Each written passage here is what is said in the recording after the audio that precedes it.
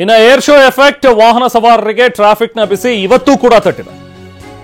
Air show start ಆದಾಗ್ಲಿಂದಲೂ ಕೂಡ ನೋಡ್ತಾ ಇದ್ದೀವಿ ಟ್ರಾಫಿಕ್ ಜಾಮ್ನ ಕಿರಿಕಿರಿ ಜನರಿಗೆ ಇದ್ದೇ ಇದೆ. ಮೊದಲೇ ಬೆಂಗಳೂರಲ್ಲಿ ಟ್ರಾಫಿಕ್ ಜಾಮ್ನ ಕಿರಿಕಿರಿ, ಇನ್ನು ಆ ಭಾಗದಲ್ಲಿ ಈಗ ಏರೋ ಶೋ ನಡೀತಾ ಇದೆ ಅಂತ ಹೇಳಿದ್ರೆ ತುಂಬಾ ಜನ ಡೆಲಿಗೇಟ್ಸ್ ಎಲ್ಲ ಬಂದಿದ್ದಾರೆ, ಸಾಕಷ್ಟು ಜನ ಅಲ್ಲಿಗೆ ಹೋಗ್ತಾ ಇದ್ದಾರೆ, ಟ್ರಾವೆಲ್ ಮಾಡ್ತಾ ಇದ್ದಾರೆ. ಸೊ ಹಾಗಾಗಿ ಹೆಬ್ಬಾಳ ರಿಂಗ್ ರಸ್ತೆಯಲ್ಲೂ ಕೂಡ ಹೆಚ್ಚಿನ ಟ್ರಾಫಿಕ್ ದಟ್ಟಣೆ ಇದೆ. ಬೆಂಗಳೂರಿನ ಯಲಹಂಕ, ಈ ಹೆಬ್ಬಾಳ, ಸೊ ಅಲ್ಲೆಲ್ಲವೂ ಕೂಡ ಟ್ರಾಫಿಕ್ ಜಾಮ್ ಇದೆ. ಹೆಬ್ಬಾಳ ರಸ್ತೆಯಲ್ಲಿ ಕಿಲೋಮೀಟರ್ ಗಟ್ಟಲೆ ಸಾಲುಗಟ್ಟಿ ನಿಂತಿವೆ ವಾಹನಗಳು. ನೋಡಿ, ಇಲ್ಲಿ ನೋಡ್ತಾ ಇದೀವಿ ದೃಶ್ಯಗಳು ನಾವು. ಮುಂಚೆನೇ ಈ ಭಾಗದಲ್ಲಿ ಟ್ರಾಫಿಕ್ನ ಸಮಸ್ಯೆ, ಇನ್ನು ಹೆಬ್ಬಾಳ ರಿಂಗ್ ರೋಡ್ ಎಕ್ಸ್ಟೆನ್ಷನ್ ಬೇರೆ ಮಾಡ್ತಾ ಇರೋದ್ರಿಂದ ಅಲ್ಲಿ ಇನ್ನೊಂದು ರೀತಿ ಸಮಸ್ಯೆ.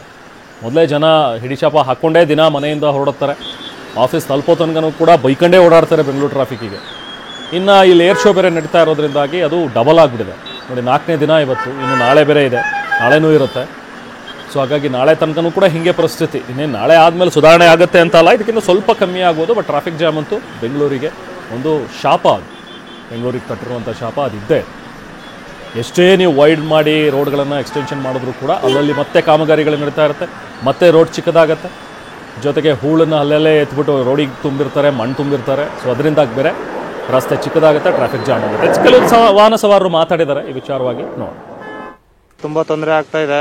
ನಾವು ನೋಡಿ ಈಗ ಇಲ್ಲೇ 9 ಗಂಟೆ ಮೇಲೆ ಆಗಿಬಿಟ್ಟಿದೆ. ಸೊ ನಾವು ಶಿಡ್ಲಘಟ್ಟ ಹೋಗಬೇಕು.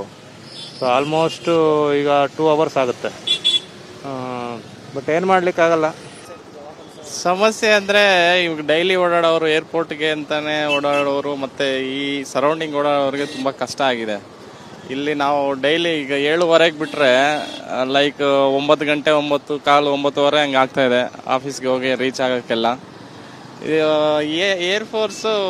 ಏರ್ ಶೋ ಆ್ಯಕ್ಚುಲಿ ಏನು ಹೇಳಬೇಕು ಅಂದರೆ ಓಕೆ, ಇದನ್ನ ಸ್ವಲ್ಪ ದೂರ ಆ ಕಡೆ ಎಲ್ಲಾದರೂ ಇಟ್ಕೊಂಡ್ರೆ ಒಳ್ಳೆಯದು ಅಂತ ಹೇಳಿ ನಮ್ಮ ಅಭಿಪ್ರಾಯ. ಅಲ್ಲ, ಇಷ್ಟು ಟ್ರಾಫಿಕ್ ಆಗೋಕ್ಕೆ ಮಾಡೋಕ್ಕೆ ಬಿಡಬಾರ್ದು. ಇದಕ್ಕೆ ವ್ಯವಸ್ಥೆ ಕರೆಕ್ಟಾಗಿ ಮಾಡಬೇಕಾಗಿತ್ತು. ತುಂಬ ತೊಂದರೆ ಆಗ್ತಾಯಿದೆ ಸಾಮಾನ್ಯ ಜನರಿಗೆ, ಪ್ರತಿದಿನ ನಿಮ್ಮಂಥ ಕೆಲಸ ಮಾಡೋರಿಗೆ ತುಂಬ ತೊಂದರೆ ಆಗ್ತಾ ಇದೆ. ಸರ್ಕಾರ ಇದಕ್ಕೆ ಸೂಕ್ತವಾದ ಕ್ರಮ ತೊಗೊಂಡಿದ್ದಕ್ಕೆ ತುಂಬ ಚೆನ್ನಾಗಿರ್ತದೆ. ಭಯಂಕರ ತೊಂದರೆ ಆಗ್ತಾ ಇದೆ ಜನಗಳಿಗೆ. ಖಂಡಿತ ಇಲ್ಲ. ನಾನು 25 ವರ್ಷದಿಂದ ಇಲ್ಲೇ ಇದ್ದೀನಿ. ಇಷ್ಟು ಟ್ರಾಫಿಕ್ ಯಾವ ವರ್ಷನೂ ನೋಡಿಲ್ಲ ನಾವು. ಇದಕ್ಕೆ ವ್ಯವಸ್ಥೆಗಳು ಸರಿ ಇಲ್ಲ ಅಂತ ನನ್ನ ಒಂದು ಅನಿಸಿಕೆ. ಬಟ್ ಇಷ್ಟು ಟ್ರಾಫಿಕ್ ಯಾವತ್ತೂ ನೋಡಿಲ್ಲ ನಾವು. ತುಂಬಾ ಟ್ರಾಫಿಕ್ ಆಗ್ತಾ ಇದೆ. ಸೊ ಇದು ಅಲ್ಲಿನ ವಾಹನ ಸವಾರರ ಮಾತುಗಳು. ಅಫ್ಕೋರ್ಸ್ ಲಾಸ್ಟ್ ಇಯರ್ಗೂ ಈ ಇಯರ್ಗೂ ವೆಹಿಕಲ್ಗಳ ಸಂಖ್ಯೆ ಜಾಸ್ತಿ ಆಗಿದೆ. ಜೊತೆಗೆ ಈಗ ಈ ಬಾರಿ ಏರ್ ಶೋ ನೋಡೋದಕ್ಕೆ ಹೋಗ್ತಾ ಇರುವಂಥವ್ರು ಕೂಡ ಜಾಸ್ತಿ ಆಗಿದ್ದಾರೆ. ಅದೆಲ್ಲ ಸೇರಿಕೊಂಡು ಈ ಟ್ರಾಫಿಕ್ ಜಾಮ್ನ ಸಮಸ್ಯೆ ಹೆಚ್ಚಾಗ್ತಾ ಇದೆ. ನಮ್ಮ ಪ್ರತಿನಿಧಿ ಶಾಂತಮೂರ್ತಿ ಅಲ್ಲಿಂದ ಸ್ಥಳದಿಂದ ಒಂದು ಪ್ರತ್ಯಕ್ಷ ವರದಿ ನೀಡಿದ್ದಾರೆ, ಬನ್ನಿ ನೋಡೋಣ.